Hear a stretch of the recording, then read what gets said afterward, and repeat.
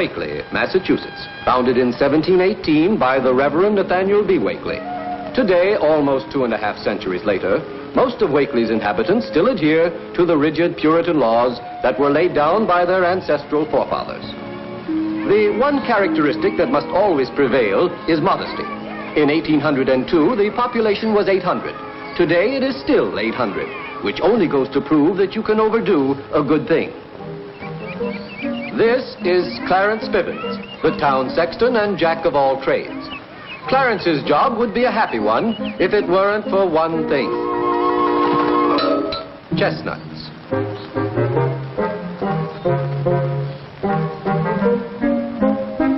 Of course, this job doesn't pay much, but at least it's steady. Furthermore, Clarence has a sideline, and he does quite well with it, especially in the summer, when hundreds of tourists visit Wakely to gaze in awe at its historic shrines and to read with reverence its many historic markers. Looks like you have some customers, Clarence, over at the church. Thanks. You're welcome. Seems like the Wakely family did just about everything in this town. Morning, folks. Well, good morning. I'll be more than glad to show you around. Oh, how nice. Well, that's very kind, but we don't want to trouble you. Oh, it's no trouble at all. Shall we start here with the church? That'll be fine. The original church was built on this exact spot by its first minister, Nathaniel B. Wakely. He was the founder of the town of Wakely. Directly ahead is his original pulpit. Nathaniel B. Wakely I, he had 2 children, a daughter, Katherine, and a son named after his father, Nathaniel. Nathaniel B. Wakely II, he was among the gallant Minutemen who rose up against the tyranny of the English king, George III. It was he who, during the battles of Lexington and Concord, strolled through the English lines. Mr. Dillaway, another payment on account. Coming right up. Oh. I timed it right this time, eh, Mr. Van Arden? Ah, you bet you did. Thanks. You know, I don't mind admitting. Looks like I made a pretty good trade. Ah, then you like my little contribution to the general decor of the town of Wakely. I guess I do. Do you approve of that bold neoclassic motif? Yeah, sure. Composition satisfactory? Very fine. What about the perspective? They're pretty good, too. Ah, fine. Then I don't mind admitting I made a pretty good trade, too. I shall now dispose of a little of my salary. Salute. Good morning, Mr. Dillaway. Oh, good morning, Miss Katie. Isn't this a fine day? Yes, indeed, Miss Katie. Very fine.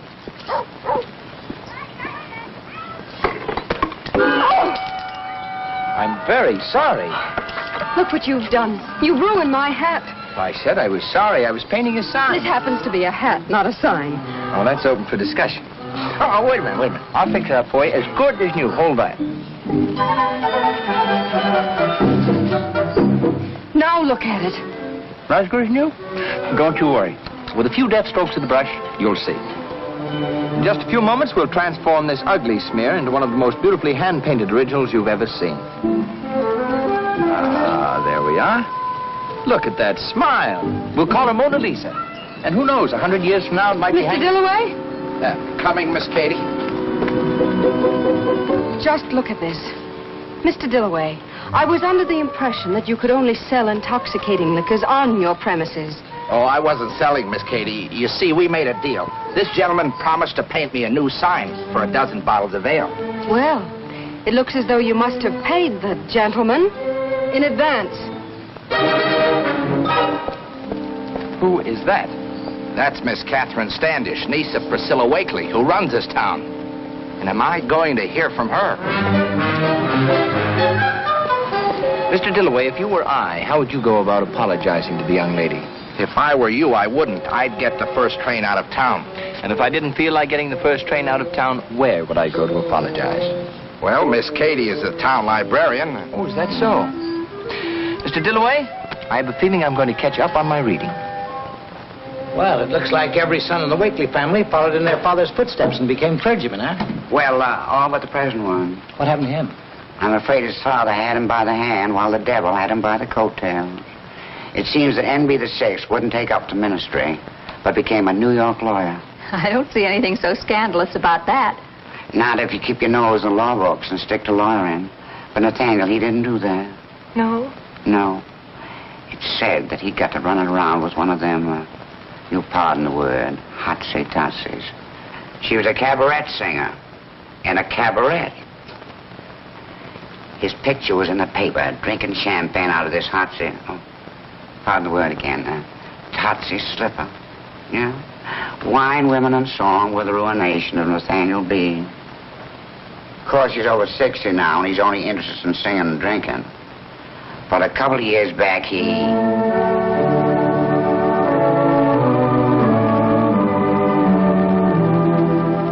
That's Miss Katherine Stardish practicing next Sunday's hymn.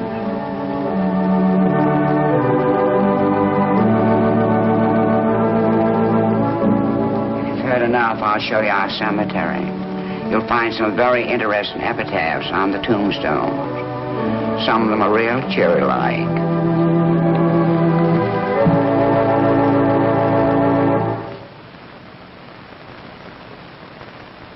Stephen?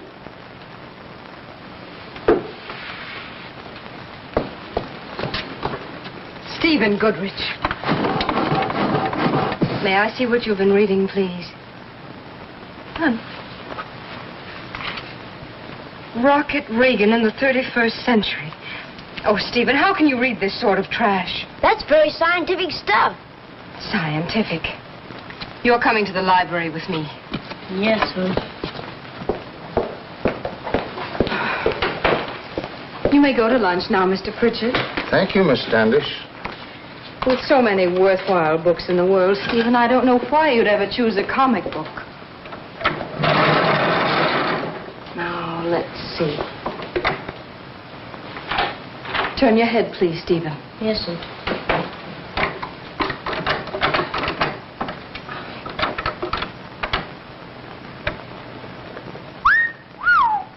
Stephen Goodrich, I'm surprised.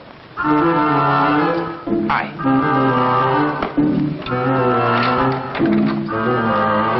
Now, this is the type of literature a young man should read. The story of King Arthur. Sounds awful dull. It is dull. Is there something I can do for you? Yes, is this a library? Obviously. You do lend books. Naturally. Then I'd like to borrow one. Will you just look around, and I'll be with you in a moment. Thank you. Stephen, the story of King Arthur happens to be one of the best narrative novels ever written. It's very interesting. Corny. It's a literary classic filled with fine, wholesome characters. And yet you're going to find it just as exciting as your comic books. I doubt it. As a matter of fact, Stephen, the young lady is right. This is a humdinger of a book. Would you mind if I told him a little bit about the story just to get him interested? Why, no. Thank you. Well, son, this King Arthur, he was a very social sort of guy. He lived in a little town called Camelot. He had about 100 men. Oh, and they were nice, wholesome characters who spent all their time at a big round table, eating, drinking, drinking and eating. They never did a lick of work. Now, when they got bored at sitting at this big round table, they'd tie a lady's garter around their sleeve and go out looking for trouble. And if they couldn't find trouble, they'd scare some up. They'd look for a stranger, a guy who was minding his own business. And if they were bigger and stronger than the stranger, do you know what these fine, wholesome characters would do? They'd pick a fight and beat his brains out. Now, while King Arthur is roaming around the country, hacking people to bits with his trusty sword, back in Camelot, his loving wife, Lady Guinevere, and his best friend, Sir Lancelot. Now, just a minute. Would you give me that book, please? Well, what's the matter? Didn't I tell it right? Go on, mister. It sounds super. Just what is it you want? Well, to be honest with you, I didn't come for a book. I want to apologize for my clumsiness this morning.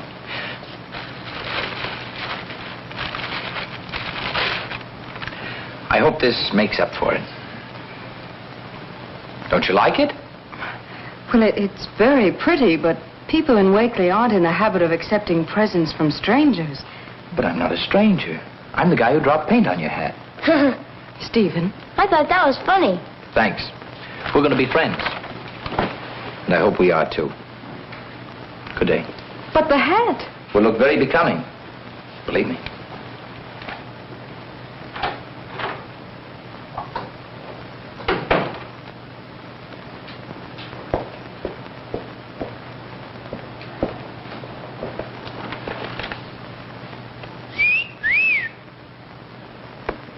guy, Sir Lancelot, was dynamite. You take the book and run along home, Stephen. Yes, Must be interesting, Steve. It is, Mr. Wakely. It's a literary classic. Good. That's the kind of hat to wear, Katie. Uncle Nathaniel. Hello. Oh, why did you take it off? It looks lovely. I bet it didn't look half as lovely in the shop window. You looked as if you just stepped out of a picture. A very pretty picture. All right. How much is it this time? Oh, $3. I got to do a little research. With Mr. Dillaway at the White Horse Inn, I suppose. Oh, no. This is legal research. I've got to buy a copy of the Massachusetts Fish and Game Laws. Oh. Well, we just happen to have a copy of it here, Uncle. Came in last week. Oh, is it an early or late edition? The very latest. Too bad. I can't use it. I've got to have an old one. Oh. Well, in that case... I hope you realize it's very embarrassing for me, Katie. Library? Have you seen your Uncle Nathaniel this morning, Katherine? Have I seen Uncle Nathaniel this morning, Aunt Priscilla? Did you try his office? He's not in his office. Never is. Well, when you see him, give him this message. Yes, Aunt Priscilla. Yes, Aunt Priscilla. And if he's not home on time, he'll eat in the kitchen. Yes, Aunt Priscilla. What did you want? She says you'd better be home in time for supper. Yes, Aunt Priscilla. She was very insistent. Reverend Turner's coming over. Oh, gosh, he dined at our house twice this week. Hasn't that pulpit pounder got anywhere else to go? Oh, Uncle. Well, he is. I've never known a man deliver such physical sermons in my life, and all of them as dry as a... Well, I think I better get along to the bookstore. Uncle, don't forget to choose some clothes after you finish your research. Oh, that's silly.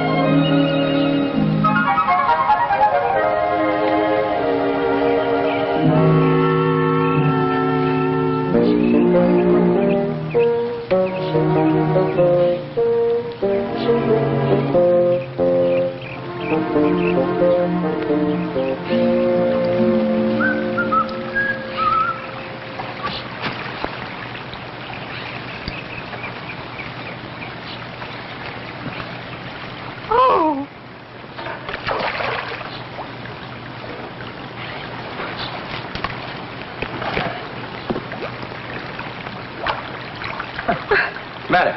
No bathtubs at home? Go away. License to fish. Where's yours to swim? I don't need one. Well, go ahead and swim. I'm not stopping you. Look, this stream runs for miles and miles. Why do you have to choose this particular spot? Well, it's such a pleasant place that the trout picked it too. If you won't leave, there's only one thing for me to do. Wait! Go.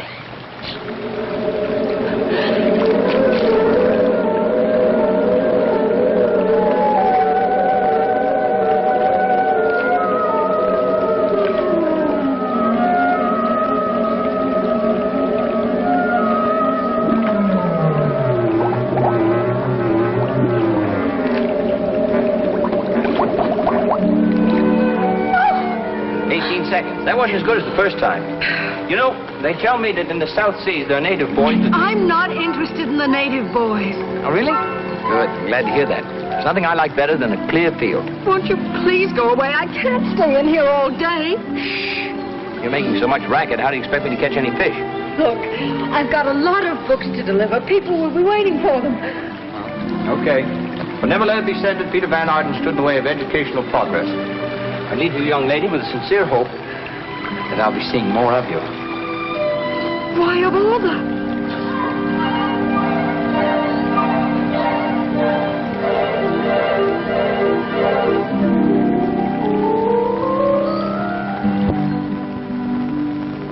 Beautiful. Thank you, sir. Lover of fine art, I see. Oh, lover of fine horses. That's a mighty fine-looking animal. Duchess Lace. She was pretty good in her day. With that chest and those legs, I'd say she was built for distance. Oh, right you are, sir. At anything over a mile, there weren't many that could touch her. To Dillaway, salary time. Beat you to it. Good morning, Nathaniel. Morning, Jim. Here you are, Peter. Paid in full. Thank you, Mr. Dillaway. We broke even. Your sign is finished. Oh, that's first class. And so is this. I was just coming in to see you, James. Hey, he's quite a sign painter. Sign painter? That's Peter Van Arden, one of the greatest commercial artists in the country. He gets $2,000 for a painting like that. $2,000? And what do you think he's charging me, Nathaniel? 12 bottles of ale. What's he doing out here, on a vacation? Yep. Trout fishing and American history are his hobbies. He knows more about New England history than any man I've ever met. It's pretty interesting. I'll have my usual, James. Nathaniel, you know what I told you? Oh, yes, of course, I forgot. There is a small balance to my account, isn't there? Matter of $3 or something. Exactly. Yes, 1, 2, 3. I think that reestablishes my credit. There's some very nice people in this town. I started to put the ladder away, and some chap volunteered to do it for me. He's putting it in the garage. Good. Oh, Mr. Van Arden, I want you to meet a very dear friend of mine, Nathaniel B. Wakely. See, you'd be Nathaniel B. Wakely, the 6th, born 1884. Right. Will you join me, Mr. Van Arden? Delighted. What'll it be, Peter? Make it a vodka gimlet. You ever try one, Mr. Wakely? Never heard of it. Oh, they're good for what ails you. Good for what ails you. All right, well, forget the usual, James. Make it 2. Put that stuff in the garage. Mighty tough job it was, too. Especially on a hot day like this. Here, join us for a drink? Oh, now, you don't have to do that.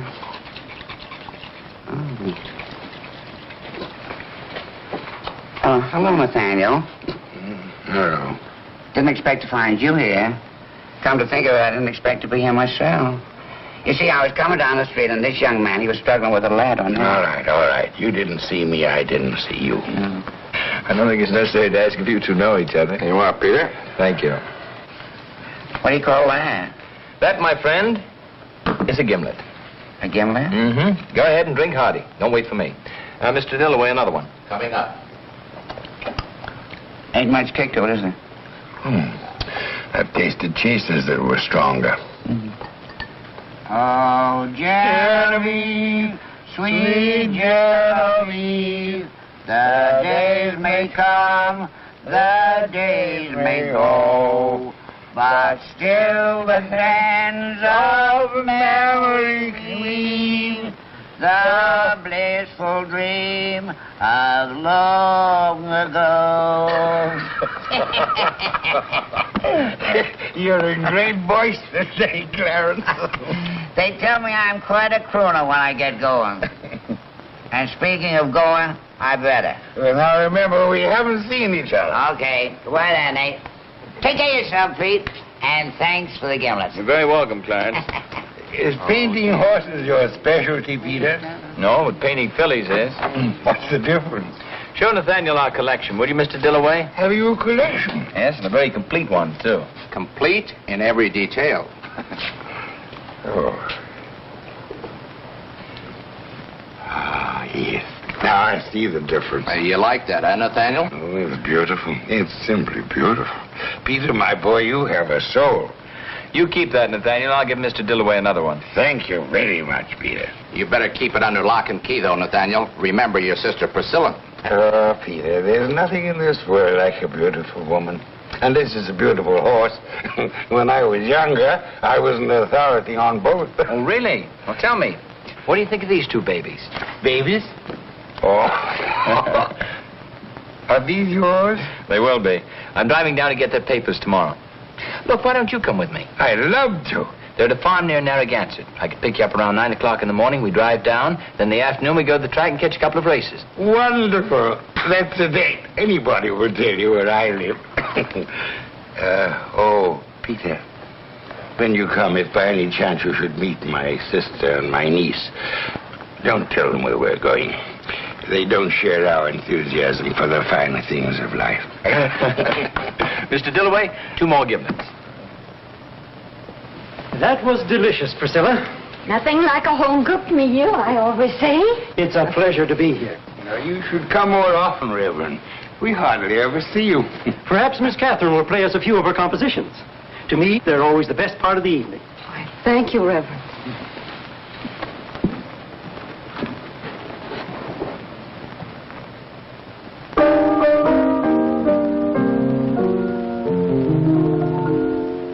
There's a little old Cape Cod cottage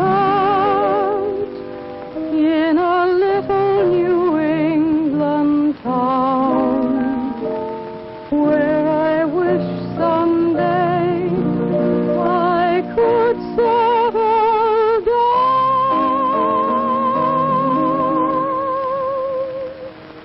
I'd leave all cares behind and find peace of mind in that little old Cape Cod cottage in a little New England town.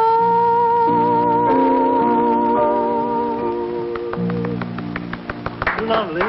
Simply lovely. Thank you. Katherine, my dear, I don't know why you don't try to have that one published. That's very nice, but I don't think it's that good, Reverend. Nathaniel, were you expecting anyone? Yeah. But not tonight. Evening, Abigail. Miss Priscilla home? Yes, Mr. Grumby. She's in the parlor. Frankly, Reverend, I've never approved of Catherine's commercializing her talent. Good evening, Priscilla. Oh, good evening. Sorry, Priscilla, I didn't know you were entertaining. Reverend, Mr. Grumby? Katherine, Nathaniel. Can't stay but a minute. I'm away to the depot. Katherine, you'll never guess what. Got a big surprise. I know, Mr. Grumby. Your son Stuart is coming home. Why, the sly young devil. Beg pardon, Reverend. He's been writing to you, hasn't he? Well, once or twice. Rather encouraging, wouldn't you say, Katherine? Yes, isn't it? Too bad you can only stay for a minute, Merrill. Oh, yes. I just dropped in to tell you that I had a call from the contractor in Thornton just before I closed my bank. His specifications are ready for the church repairs. Good. What about the loan? If the specifications meet with my approval, I'll lend the church enough to cover the repairs. That's very generous of you, Mr. Grumby. Very. Only 4%. He charges everyone else 6%. I'm afraid I'm one banker who lets a little sentiment interfere with business. I'm driving down to Thornton in the morning to make the down payment. I'd like Nathaniel along to check the contract. Tomorrow? He'll be ready to go with you whenever it's convenient. Fine. Now, if you'll excuse me, we mustn't keep Stuart waiting, must we, Katherine? No, we mustn't. Good night. Good night. Oh, why did you tell him I'd go? I have an appointment tomorrow. What kind of appointment? I'm going out of town with an important client. What important client? Just about the most important commercial artist in the country. Mr. Van Arden. Never heard of him. Not Peter Van Arden. Yeah, see? Katie's heard of him. I certainly have. Uncle Nathaniel, what kind of business could you possibly have with a man like that? Tomorrow we're going out to his farm to have a look at a couple of his babies. That can wait. Oh, no, it can't. Tomorrow's the last day he can get the papers that prove that they're legally his. Perhaps this is in my department, Nathaniel. Oh, well, this is a lawyer's matter. But where's their mother? One of them's in Kentucky. He shipped the other one out to the West Coast. Each has a different mother. Nathaniel, This is my department. Now, Reverend, it's not for us to judge. You said that yourself. Nathaniel, I forbid you to have any business dealings with a man like that. But, Priscilla, you know what artists are. What we think is all wrong is perfectly acceptable to them. Besides, like a minister, a lawyer's duty is to bring these poor, unfortunate people back to the fold. He's right, Priscilla. Your attitude is most commendable, Nathaniel. I may base my sermon on this next Sunday. Well, if you think it's all right, Reverend, I'd better leave word at Mr. Grumby's house that you won't be able to make it tomorrow. I think I have his telephone number in my desk. Uncle Nathaniel, after what I've seen and heard of this Peter Van Arden, you're just wasting your sympathy. Why, any man who could do what he's done.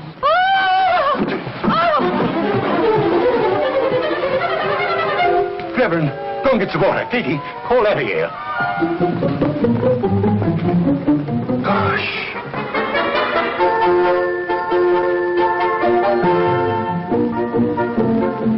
It's a good thing she didn't get a look at July.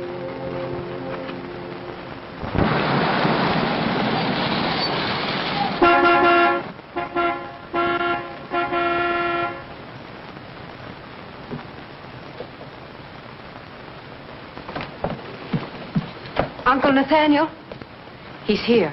Oh, well, Kitty, please go tell him I'll be right there. I don't want to keep an important gentleman like Mr. Van Arden waiting. Gentlemen, after what he's done, Oh. sending one mother to Kentucky and shipping that other poor unfortunate girl out to the West Coast. Ah, good morning. My uncle will be out in a moment. Oh, there's no hurry now that you're here. And next time, if there is a next time, please try to make less noise. This is not only a respectable neighborhood, but my aunt is still in bed, thanks to you. No, thanks to me. I don't even know your aunt. Those horrible pictures. Oh, don't tell me she found your uncle's calendar. I'd expect a man of your type to find it amusing. You know, 100 years ago, the people in this town would have had you horsewhipped. Oh, wait a minute. I'm no Michelangelo. My paintings aren't that bad. I wasn't thinking of your paintings, Mr. Van Arden. I was thinking of what you did to those poor, unfortunate girls. My dear Miss Standish, they were not poor, unfortunate girls. I paid them. And very well, too. I'm not interested in the details. Whatever the circumstances, you still had no right to send them away. I don't know why not. I was through with them. That's just the kind of answer I expected.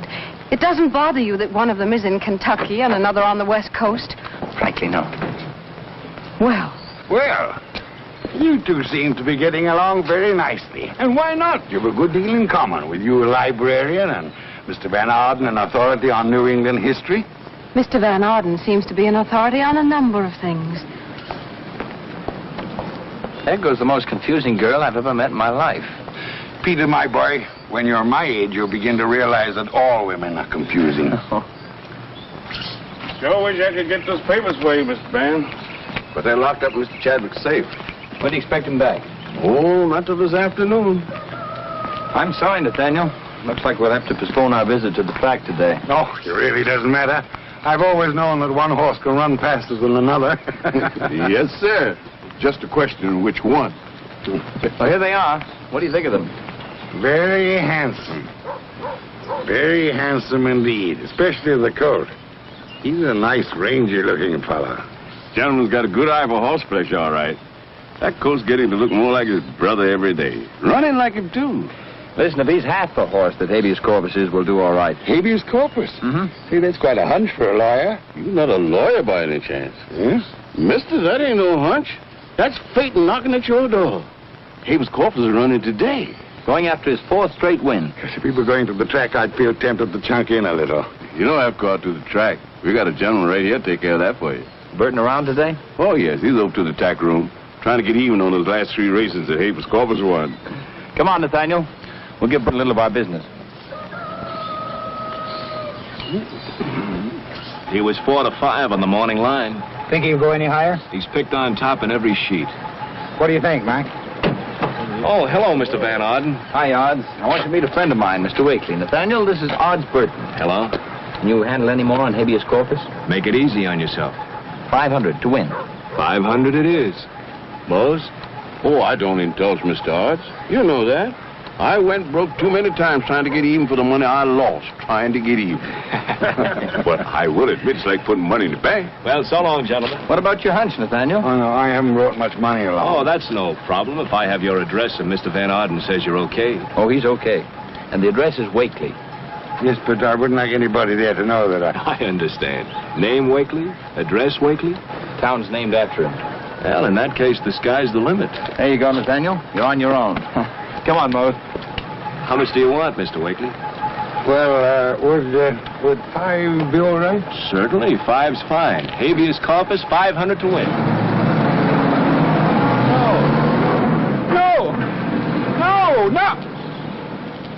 No! And now, racing fans, the feature race of the day, the Chestnut Hill Handicap, 6 furlongs for 3-year-olds and upward. There are now 7 starters, 2 have been scratched because of the sudden downpour. Here they are in the order of their position. You're quite sure that sloppy track won't hurt his chances? No, sir. That horse got webbed feet. I hope you're right. Believe me, he'll need him in this rain, Nathaniel. It's a lucky thing we didn't go to the track. And there they go. Habeas corpus breaks on top. Shelby is second. Barrelhead is third. And pick him up. Now, gentlemen, you can count your winnings. They'll never catch him. In the back stretch, it's Habeas corpus by 2 lengths and running easily. Shelby out on the outside is second by a nose. Barrelhead is third by a length, and pick him up is still on the Come on, Habeas corpus. It's still Habeas corpus by 2, Shelby and Barrelhead. Pick him up is starting to move on the inside. They're turning for home. It's Habeas corpus, Shelby and Barrelhead. Barrelhead is dropping back. Pick him up is making That takes care of him. It's Habeas corpus, Shelby and pick him up. And pick him up is moving very fast into the home stretch. It's Habeas corpus by a length. Pick him up and Shelby. It's Habeas corpus and Go to the whip. I go to the whip. It's Habeas corpus and pick him up. They're head and head. It's Habeas corpus and pick him up coming down to the wire, and pick him up wins it by a nose. Habeas corpus is second by 2 lengths and Shelby is third.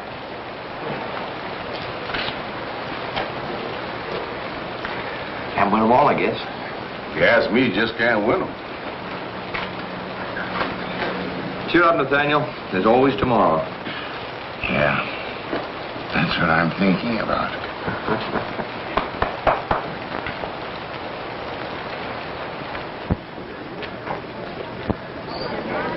Good morning, Bert. Good morning. Hello. Well, the Reverend Turner certainly pounded the pulpit today. Nathaniel. On the contrary, I thought the Reverend Turner was in excellent form. Didn't you, Katherine? Yes, Stuart, excellent. Gee, Reverend Turner really found the pulpit today, didn't he? Shall we? I'm certainly glad we didn't have that type of man at Harvard. Reverend Turner? Of course not. The man he spoke about. Can you imagine treating women like that? Sending one wife off to the West Coast and the other to Virginia? Kentucky. Well, that's even worse. Just the same, I think we ought to make allowances for artists. Allowances? And how do we know he's an artist? The Reverend Turner didn't say so. I just meant that anyone who could do such a thing must be an artist. What we think is wrong is acceptable to them.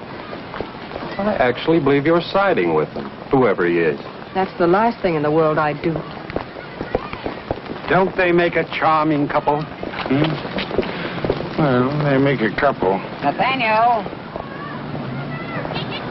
Oh, excuse me a moment. I'll be back. This fella here wants to see you about something, Nathaniel. Hello, Mr. Burton. Clarence, this gentleman and I have some private business to talk over. Go ahead and talk. Don't bother me now. I said private. Do you mind leaving? A horse doesn't have to be stepped on to know he's not wanted. I was driving through. Thought I'd save you the trouble of mailing that check. Yes, I'm a little bit tied up this week, Mr. Burton. Financial investment. If you could give me a few days. A few days? Yes, possibly a week. You see, Mr. Burton, when I made that bet with you, I didn't mean $500. What I meant... That's the oldest gag in any bookmaker's book. Look, Mr. Wakely, I pay off when I lose, and so do my customers. I'll be coming through in a week. I suggest that you have my check ready by then.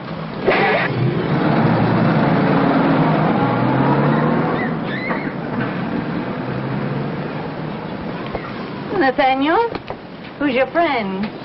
Client, sort of. Drives a fine car. What line's he in? Books. He makes them. He wants to discuss an investment. Investment, eh? Well, if you can use any of the services of my bank. Come to think of it, I can. Priscilla, why don't you join the younger folks? I want to talk over a little business with Merrill here for For my client. It's very personal. Well, don't be too long. Come into the office now. All right, Nathaniel. Now, what's the deal? Merrill, what are the chances of negotiating a loan with your bank? Very good. Good. How much? $500. Only 500? Yeah, that's all.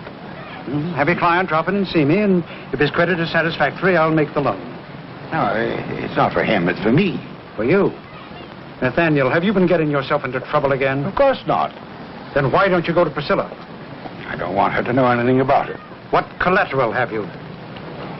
Just my good word, that's all. Your word is not good enough.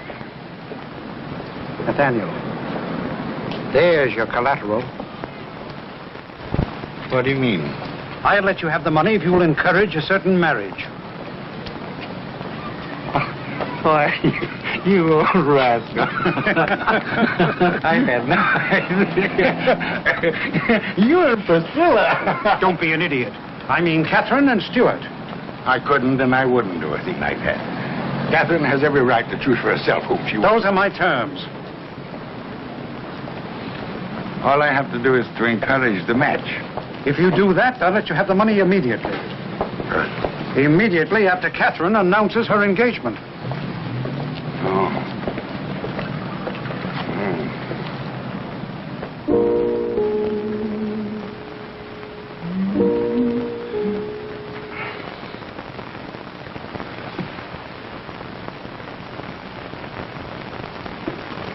You're not reading that paper, Uncle Nathaniel? Of course I am. You've been on that same page for an hour. What's worrying you this time? You. Me. Sit down, Katie. Katherine, it seems a shame that the long line of Nathaniel should end with me. Oh, is that what's bothering you? Yes, and it should bother you, too. It's time you were married to some fine fellow, and had a home of your own, children of your own. And what fine fellow are you referring to? Well, I had in mind a young man whom you know very well, and a man with whom you spent a good deal of time. Stuart Gumby. Oh, Uncle, you can't be serious. Stuart's very nice, but he's terribly dull. You said so yourself. Yeah, I know, but something happened yesterday that made me change my mind about him. What was it? Horses. Horses? Yes, I found out that he's very kind to horses. And a man who could be kind to a horse would certainly be kind to his wife. Oh, no, I can't go on with it. I can't go on with it. Oh, what's behind all this? $500. Something happened yesterday when you were out with that Peter Van Arden, didn't it? Yes, but it wasn't Peter's fault. All he did was to introduce me to his bookmaker. Oh, I knew it. I knew the moment you left the house yesterday with that man something terrible would happen. It did. I accidentally bet $495 more than I intended. And if I don't pay the bookmaker by Sunday next, he'll pay me a visit. I don't have to tell you how your Aunt Priscilla will take that. Well, I still don't see what all this has to do with my marrying Stuart. Bank terms. His father will lend me the money if I encourage the match. But I wouldn't let you marry that stuffed shirt for all the money in his bank. Poor Uncle. You are on the spot. Perhaps if I went to see Peter, he... Oh, no. Oh, no. We'll figure out some way. This isn't the first time that you... Wait a minute. Why didn't I think of it before? Oh, Katie, if you could get me out of this predicament. Here, read this. Dear Miss Tannish, it is here the company that I find your song thoroughly delightful. Kindly call at your earliest convenience to discuss publication. Yours sincerely, renowned music company. This is wonderful, Katie. Well, that's your $500. Yes. If I can get to New York. Oh, what's stopping you? You're going to New York tomorrow. Come on, you're going to go back. Oh, but what about Aunt Priscilla? Don't worry, I'll take care of that. And the library. I'll take care of that. Katie, now about the $500. Oh, don't worry. I'll take care of that. To discuss publication.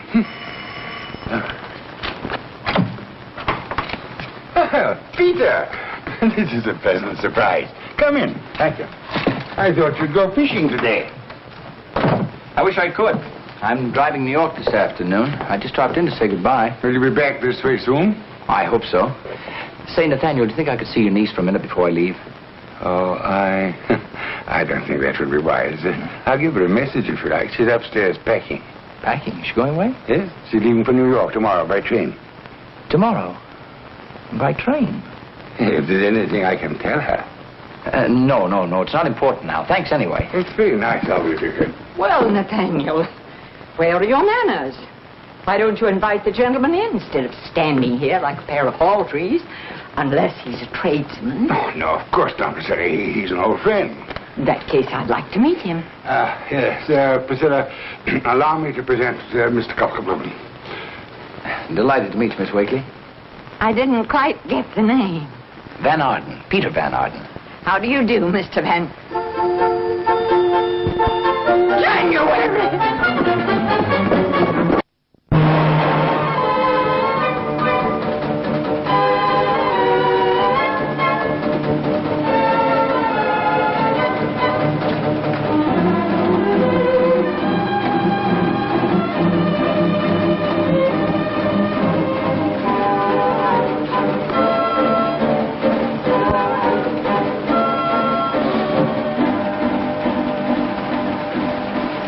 Oh, hello.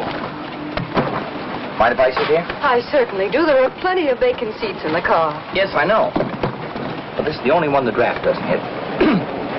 Tickets, please. Conductor, Yes, ma'am. would you kindly move this gentleman to another seat? He's annoying me. It's against the rules of the railroad, mister, to annoy or molest a lady. I'll go quietly. Thank you. Certainly. Oh, conductor. The young lady happens to be my wife. Your wife? Yes, you see, I'm taking her to New York to see a specialist. What's wrong with her? It's a very sad story. She used to have these spells at rare intervals, but of late they've become more frequent. What kind of spells? Oh, she forgets things. Even the fact that I'm her husband. Thinks I'm a complete stranger. Patterson. How long do these spells usually last? It depends. Sometimes a few minutes, and sometimes a whole day. Oh, I feel sorry for you, mister. Tell me, is she dangerous when she's having one of these spells? Yes, she might do anything. You better come back to sit with her. Pardon me, ma'am, but I think you'd better let this gentleman sit here with you. Why must I sit with a perfect stranger? The car is practically empty. Now, lady, don't excite yourself, but I think it best if you let your husband sit beside you. Husband? Why, I've never seen this person until a few days ago. And what did I catch my little girl doing a couple of days ago? You ran away and jumped in the river. You remember that, don't you, Katie, dear? Of course I remember. I was delivering some books and Now, dear, you know fish can't read. And for your own good, let your husband sit here. Thank you, conductor. That's all right. See here, conductor. Now, ma'am, your husband will take care of everything. How dare you tell that man we're married? Of all the nerve. Now, darling, don't get excited. Tickets, please. Oh. Conductor? Why don't you relax, lady? Maybe the spell will pass off in a minute. Spell? What did you tell him? I told him the truth. I thought it was best. It certainly is. We're your friends. If you won't make him sit somewhere else, there must be someone on this train who will. No!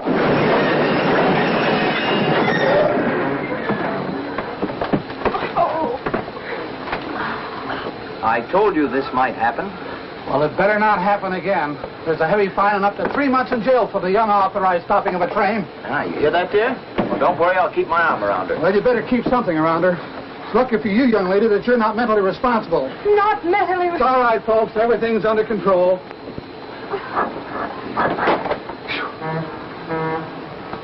Trying to do to me anyway. Thanks to you, he thinks I'm a half-wit.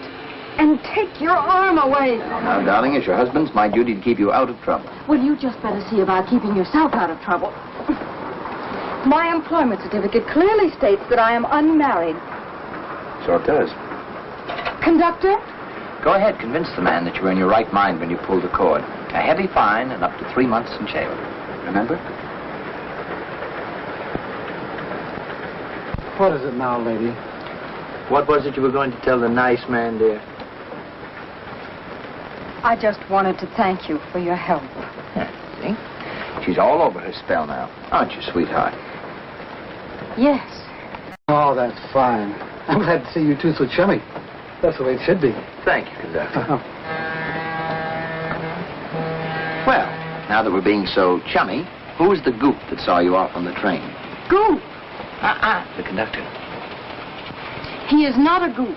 His father owns the biggest bank in this part of the state, and I don't see that it's any concern of yours. Oh, is that so? Well, it's your fault that I cut my vacation short. My fault. When I saw you in the water, I got a wonderful idea for a new picture. I was driving back to New York to get started on it when I heard you were going to be on the train. Mr. Van Arden, I'm not the least bit interested in your personal plans. Oh, but you should be. You see, as long as you were the inspiration, I thought you'd be the perfect model. Are you suggesting that I pose for one of those pictures? I don't know why not. I'd pay you well. I'm afraid not enough. Furthermore, I'm about to make all the money I need, thank you. A music company is about to publish one of my songs. Oh, really? Oh, congratulations. But if you do change your mind about posing, my number's in the phone book. Calling you, Mr. Van Arden, would be the last thing I'd think of doing.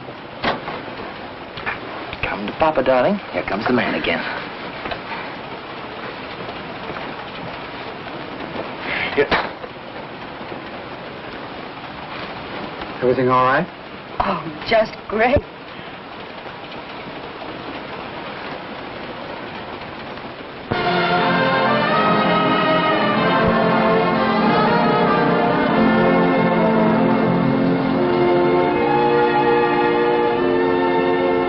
I've made up my mind to marry Mary. She's just as sweet and nice and lovely as can be. We'll both be one 'neath the sun in the springtime. If Mary makes her mind up that she will marry me. Well, we can't use it, Eddie. Why not? It's too close to carry me back to old Virginia. What do you mean close? It's exactly the same. We slip in a few hot licks and nobody notices. Not even Virginia herself. I'd rather work on Chopin. Not again. Well, here goes the piano. Come in. What can we do for you? I'm Katherine Standish. You sent me a letter about publishing my song. Why, of course, Katherine Standish. Won't you sit down, Miss Standish? Thank you. Eddie, Miss Standish wrote that song that you were so crazy about. What was that title again? Just a little old Cape Cod cottage in a little New England town. That's it. That's the one. You know, we've given a lot of thought to your song, haven't we, Eddie? Oh, yes, a lot of thought. Really? Yes, indeed. And it's our opinion that your song can become a real top tune. Yes, a real top tune. Oh, that's wonderful. Of course, it needs a little fixing. Fixing? Oh, not much. For instance, the title. Well, I thought it was rather cute. Oh, it is cute. But that Cape Cod business, now that wouldn't mean a thing in the West. So we changed it to something commercial like a little bungalow in Kokomo. Oh. Or a little shack in Hackensack. Or maybe we add that south of the border touch to it and call it a cottage dandy by the Rio Grande. Like we said, Eddie, it needs fixing. Well, if I allow you to make a few changes, you'll publish the song? Why, of course. Certainly. Very well. You realize, of course, Miss Standish, there'll be a slight fee for rewriting your song. How slight? Oh, not much. Say, $200? Oh. Oh, you don't have to pay it all at once. Say, $100 now and $100 when the song is completed. Just a second, Miss Standish. My partner and me, we like to encourage young songwriters, so as a special concession to you, say, $50 now and $50... I'm sorry I wasted your time. 25? Good day.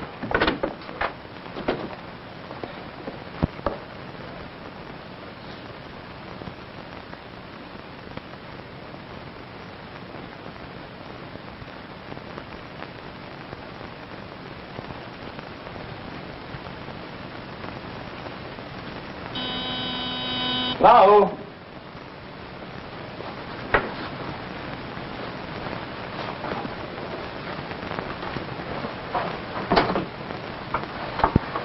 Is Mr. Van Arden in, please? Yes, miss, but very busy at work. No can disturb him when he work. Strict rule. Very sorry. Who is it, Lahu? It is a lady, sir. Young or old? Very young lady, sir. And very pretty. Fat or thin? Very thin lady, sir. Well, bring her in and feed her. This way, please.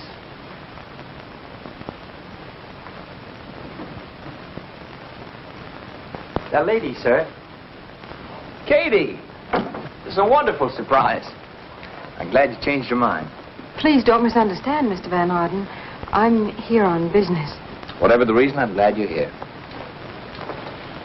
Business, huh? Yes. Taffy, that'll be all for today. Lahu, give Miss McAllister a full day's pay, will you? Thank you, Mr. Van Arden. Okay, dear.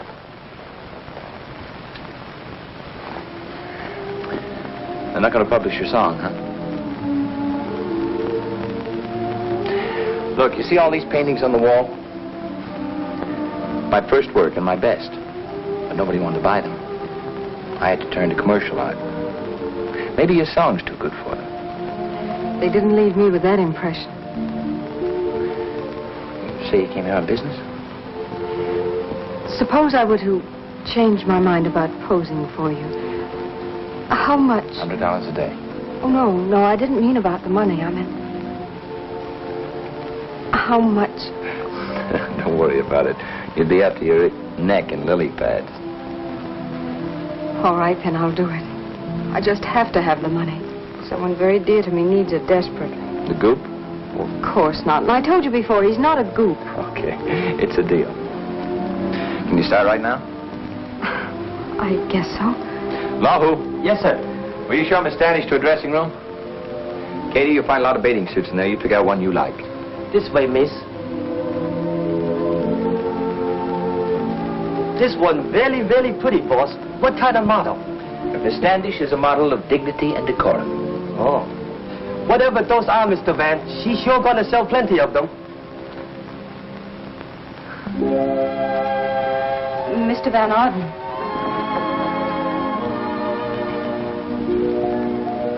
I'm ready. Oh, are you? Uh-huh. Don't you think you'd better remove the robe?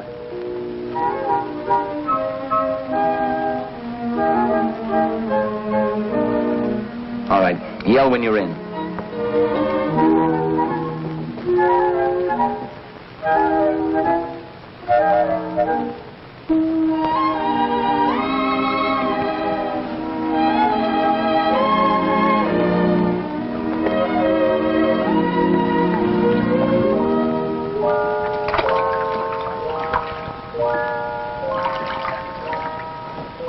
I'm in. Well, come on up a little. I'm not painting the top of your head. Come on up a little more.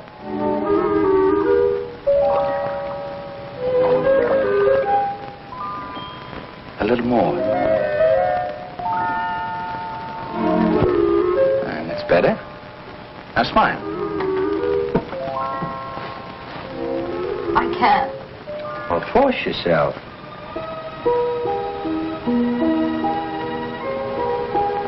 Much better. Now hold that.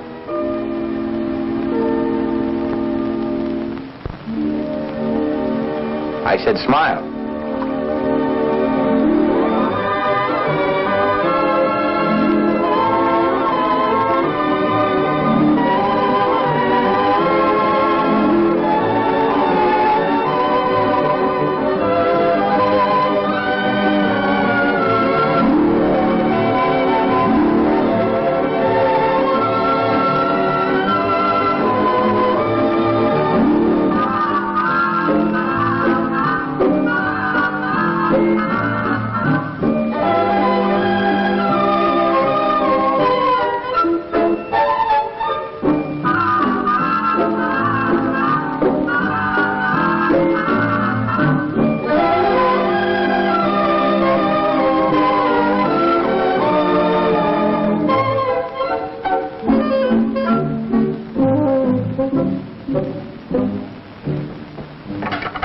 Well, that's that.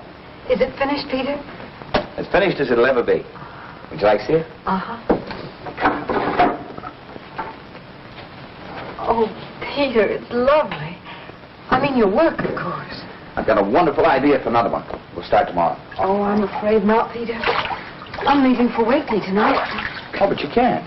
I'm afraid I have to. Oh, stay over till the morning. Have dinner with me tonight. Oh, really, Peter? Look, you've been here 5 days and you keep refusing to have dinner with me. Why? We've had lunch together every day. Lunch? Hot dogs? Come on, have dinner with me. We'll celebrate finishing the picture. All right. But I'll have to telephone home. They're expecting me. Peter, we'll have to go to some small, out-of-the-way place. Katie, wherever we go, you'll be the prettiest girl there. Just because you feel that way, I wish I had something special to wear. When you make a wish like that, you've got to rub a lamp. Oh, Peter, really? Oh, on the level. You close your eyes and rub the lamp. Go ahead. I'll make a wish. I wish I had something special to wear tonight. For you, Miss Standish. You see, my faithful genie. Go ahead and open it.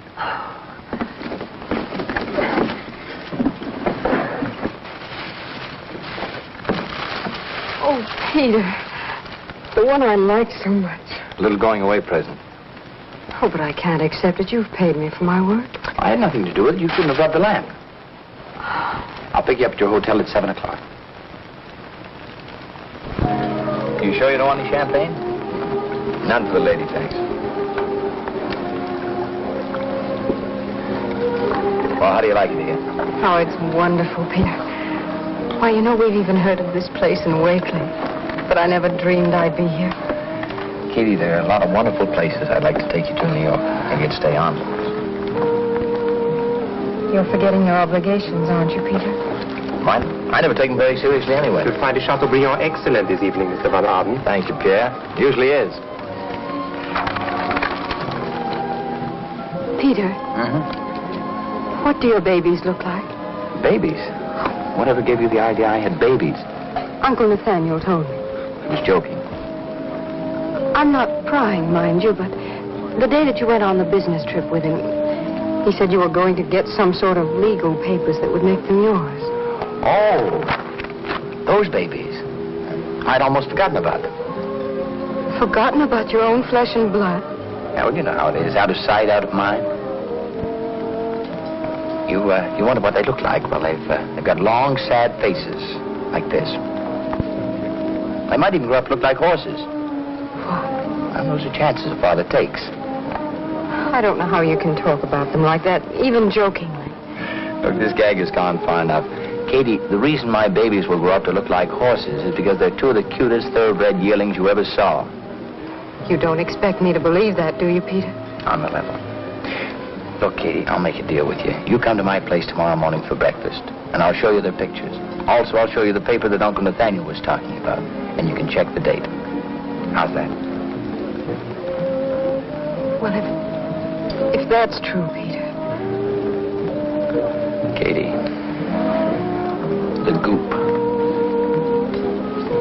Stuart, what are you doing here? I flew down from Boston to find out what you're doing here. Well, I'm having dinner with Mr. Van Arden. Mr. Van Arden, this is Mr. Grumby. Care to join us? Catherine, you told your aunt you were coming to New York for 1 day. Here it is 5. Well, I phoned her and told her I'd be home tomorrow. You've been telling her that every day. So I decided it was high time you came home. You decided? Well, I think I'm old enough to decide a few things for myself. She's absolutely right, Mr. Goop. The name is Grumby. Oh, Grumby, excuse me. Listen, Catherine, I don't intend making a public scene by getting involved in an argument. I came down here to take you home. Now, there's a train leaving at 11. I intend to be on it either with you or without you. Well, then be sure to get a magazine. Then you won't be lonesome. I'll be waiting at the station. You have until 11, Catherine. Oh, the nerve of that goop. Katie, you're terrific. I never knew there was so much steam under that iceberg. As long as I can remember, Aunt Priscilla has always told me, you're a Wakely, Katherine. You mustn't do this. You shouldn't do that. And now, Stuart. Well, from now on, I'm going to do the things I want to do. Starting with champagne.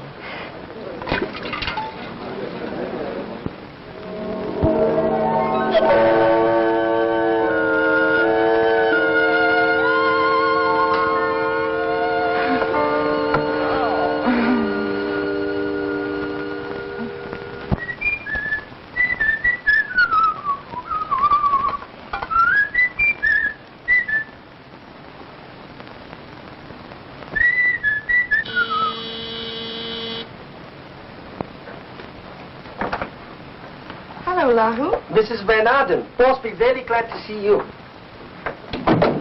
And Master Peter, how are you? Fine, thank you, Lahu. Is Mr. Van Arden up? Yes, ma'am. He is dressing. Sit down, please. I didn't expect you so early, honey. Irene. Oh, this is a surprise. How are you? I couldn't be better. And how's my favorite nephew? Swell, Uncle Peter. Good. I'm not going to say my how you've grown, but you sure have. Take your coat off and relax. What are you doing in town? And where's that no-good brother of mine? Well, Jeff called me from Chicago yesterday. He said he had to come to New York on business, and would I meet him here? So here I am. What time does he get in? About 5:30 this afternoon. Have you had breakfast yet? Oh, not yet. Peter insisted on coming to see you before we went to a hotel. Hotel, nothing. You're going to stay right here. Lahu. Uncle Peter, may I paint something? Help yourself. There's the paint and brushes. There'll be 2 more for breakfast. Yes, sir. I've got a young lady coming for breakfast. I hope you don't mind. Well, of course not. Who is she? She's wonderful. Different from any girl I ever met in my life. I've heard you say that before, Peter. This time I mean it. I've heard you say that, too. I'll prove it to you. I just finished a picture of her.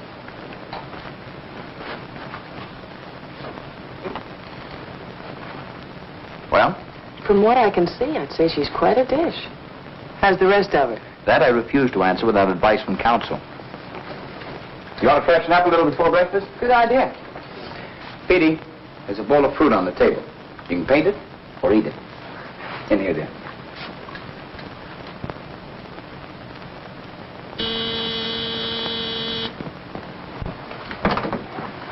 Good morning, Lahu. You right on time, Miss Standish. Make yourself at home. Excuse, please. Must hurry with breakfast.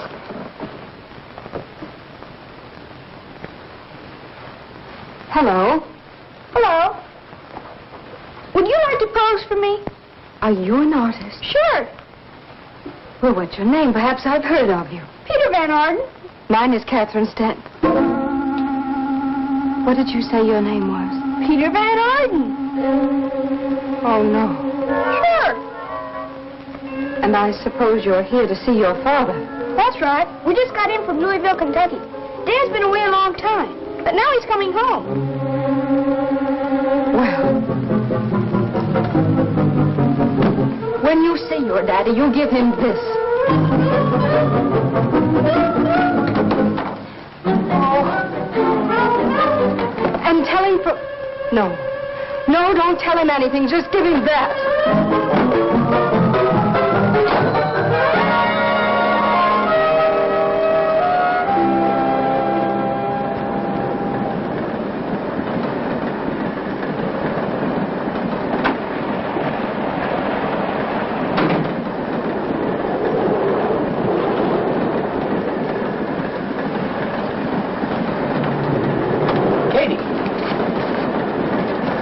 Why'd you run out on me? I don't think any explanations are necessary. Well, they are. I don't know what this is all about. Don't you? No. I'm checking every car and every train going to Boston. I barely made this one. Will you please go away and leave me alone? I'm not leaving until I find out what's wrong. I know I can explain. Oh, I'm sure you can. You're very good at explanations. Now, see here, Katie. Will you please go away, or must I call the conductor? Suit yourself. Conductor? Excuse me, lady, did you... You?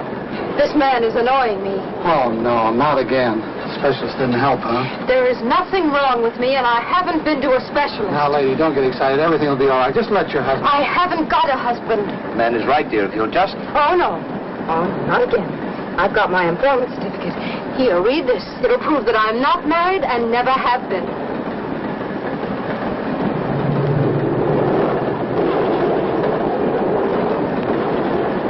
Now, look, conductor, this is very... Young lady, pull that cord.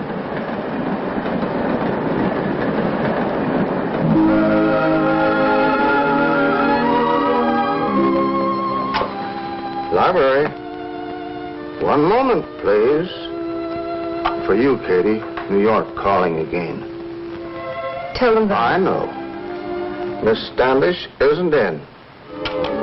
You'd think after 2 weeks that party would take a hint. Wouldn't you?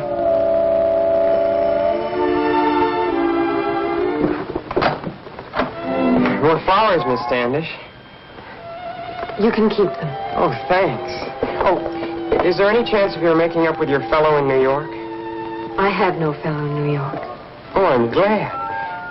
You see, for the last 6 weeks now, I've been a big man with my girl, bringing her flowers every Sunday, and, well, I was awfully worried. You can stop worrying.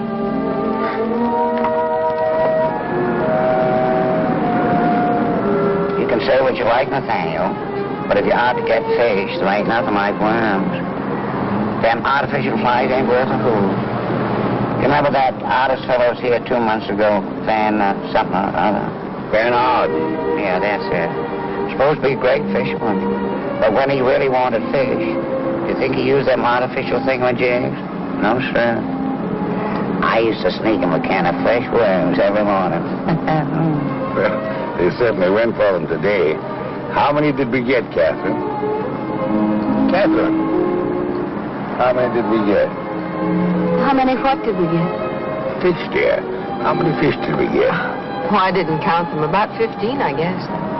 This fishing didn't seem to cheer you up none, Miss Katie. Oh, I'm all right, Clarence. It was fun.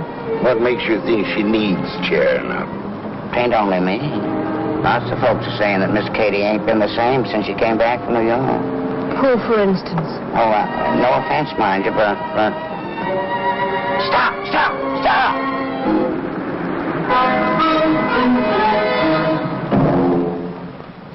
Heavens to Betsy. How could he do this to me? Van Arden. Now, where in the world did he get a picture of you? Why, you could sue him for every penny he's got. I'll stop proceedings immediately. No, you mustn't. Why not? Nobody can use your picture for advertising without your consent. I posed for that picture. You posed for it? Heavens to Betsy. For goodness sake, child. What made you do an insane thing like that? Well, you needed the $500. Then you didn't sell the song. You got it by posing for this. I'm sorry, Katherine. I'm terribly sorry. If I'd known, I would rather face that gambler. A gambler? Now, Clarence, please. Now, don't worry about me telling anyone, Miss Katie. I tend to my own geraniums. The question is, what are we going to do about that? If the folks from Wakely ever got a look at it, you'll be in the same boat your Uncle Nathaniel has been in for years. I know. Don't worry, Katie. I got you into this mess, and I'll get you out of it.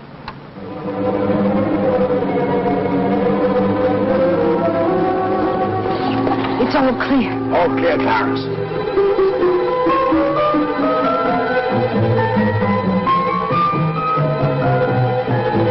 That's enough, Clarence. It isn't going to hang in a museum.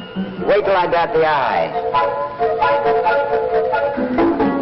Don't think anyone would recognize me now. Not even your Aunt Priscilla. Come on, we've only just started on this smear campaign. This is for Aunt.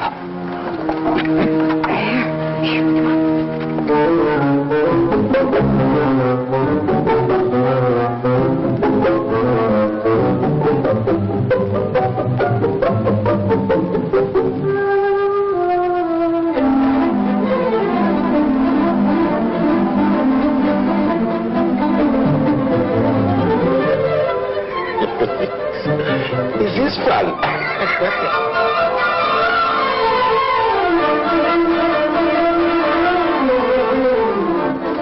Here comes a car. Hurry.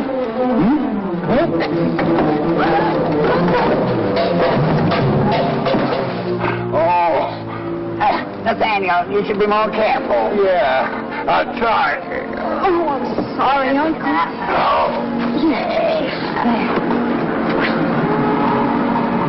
There they are. Just a minute. Well, you kids have had quite a time for yourselves, haven't you? Don't you worry. Officer, I'm a lawyer, and if you'll give me a little time to think... As a lawyer, you should know better. As for thinking, you'll have all night for that in the jail at Thornton. Shall we, go?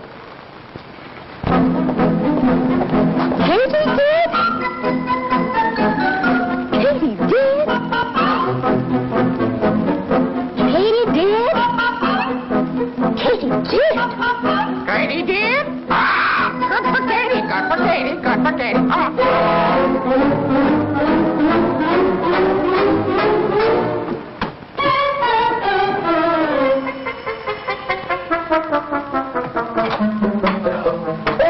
Thornby, I suppose you heard. I want to see Miss Priscilla immediately. You heard. She's in the parlor. Morning, Priscilla. No sense hiding that paper. I've already seen it. One Wakely will be dead, but two Wakeleys spending the night in jail like common criminals. Bad business, Priscilla. Very bad. Priscilla, we've been friends for a long time. And I believe I can come directly to the point. Yes, madam. First, that episode in New York. Then that disgraceful picture of Katherine plastered all over the country. And now jail, the newspapers, and all this gossip. Are you trying to intimate that my niece is no longer good enough for your son? Oh, no, Priscilla, not at all. But I do feel that we ought to postpone any ideas of marriage. You know the people in Wakely. They don't forget a thing like this in a hurry. And with Stewart coming into the bank with me, well, you understand. How does Stewart feel about it? He said he preferred to discuss it with Katherine, but I'm sure he feels the way I do. Just the same, I hate to see you leave, Katie. I guess librarians and scandal just don't mix, Mr. Pritchard. At least not in Wakely. Goodbye. I'm sure you'll manage very well. Katherine, I've got to talk to you. It isn't necessary, Stuart. I know exactly what you're going to say, and... No, I'm not so sure you do. Please, sit down. First of all, Katherine, I don't think this affair is as big and important as a lot of people in this town seem to think it is, including my father. I'm surprised you feel that way, Stuart. Well, I do. Katherine, I know I'm not the romantic type like this New York artist, for instance, but it doesn't mean that I wouldn't want to be.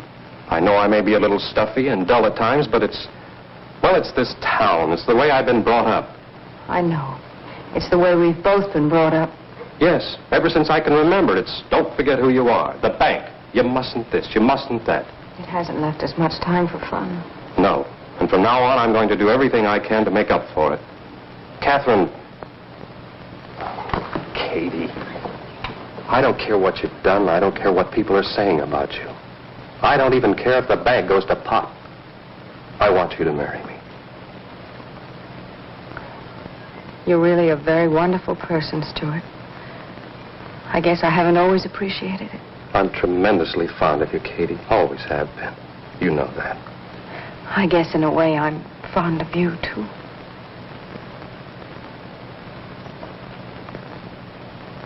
And now, the ring. Abigail, stop sniveling.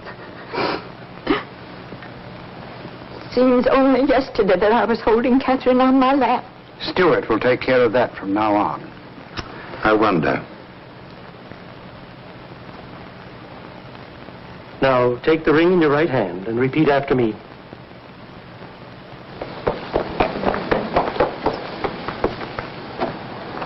Excuse me, please. Excuse me.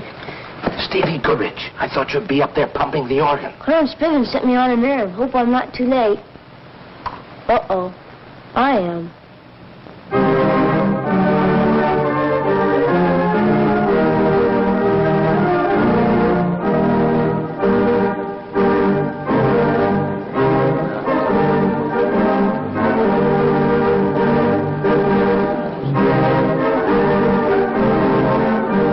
What's the meaning of this? I thought this wedding rehearsal was a little gruesome, so I decided to cheer it up. Uncle Nathaniel. I just casually mentioned to him that you were getting married. Who is this man? Peter Van Arden, artist extraordinary. Nathaniel, you did this deliberately. I'd like to have an explanation, Nathaniel. It's very simple, Merrill. You don't like anyone making a mistake in your bank. I don't like anyone making a mistake in my family. Nobody's making a mistake. I'm not so sure. Katie, my love, surely you're not going through with this hollow mockery. Now, look here, Van It's Arden. all right, Stuart. I'll take care of it. All right, Mr. Van Arden, you've had your little joke. Now, goodbye. Oh, I'm not leaving till I find out why you ran out of my apartment before breakfast. Before breakfast? Mm-hmm. And little Birdie told me you haven't been very happy ever since. The little birdie, huh? Your little birdie is all wrong, Mr. Van Arden. Now, would you please get out of here and go on back to your babies? Look, Katie, I told you the only babies I have are my horses. Well, you forgot to tell one of your babies. He doesn't seem to know he's a horse. I don't know what... Oh, no, not my nephew. Your nephew? My brother's son. Your brother's son? Mm-hmm. Oh, Peter. Nathaniel. Stuart!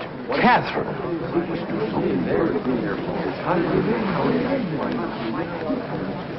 Don't just stand there, Stuart. Do something. Say something.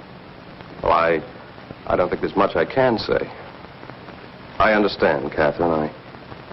I only wish I could have been the one to put that look in your eyes. This is all very romantic. But, young man, if you have any feeling for my niece at all, you'll get out of town immediately. Aunt Priscilla. Miss Wakely, I happen to be very much in love with your niece. This is not New York, Mr. Van Arden. Nothing like this has ever happened in Wakely. This scandal will ruin Katherine's reputation beyond repair. Miss Wakely, that is ridiculous. I'm afraid she's right, Peter. You don't know the people of this town. Oh, don't I, though? And you say nothing like this has ever happened in this town before? Oh, we'll see. Gather round, folks.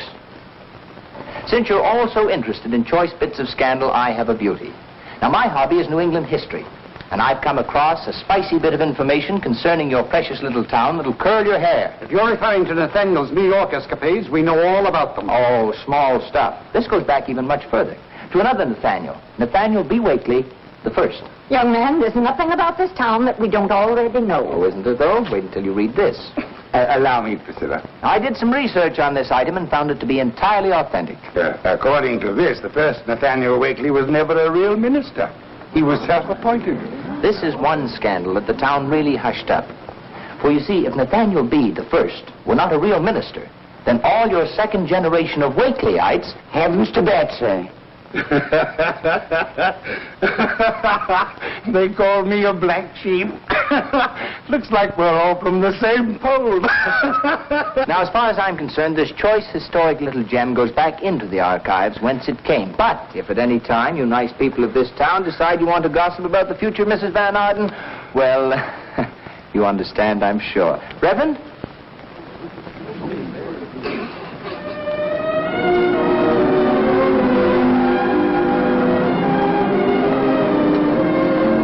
Happy, Mrs. Van Arden? Happy, Mr. Van Arden.